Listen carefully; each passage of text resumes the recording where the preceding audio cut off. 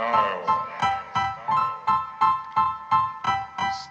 is the answer to everything. A fresh way to approach a dull or dangerous thing. To do a dangerous thing with style is what I call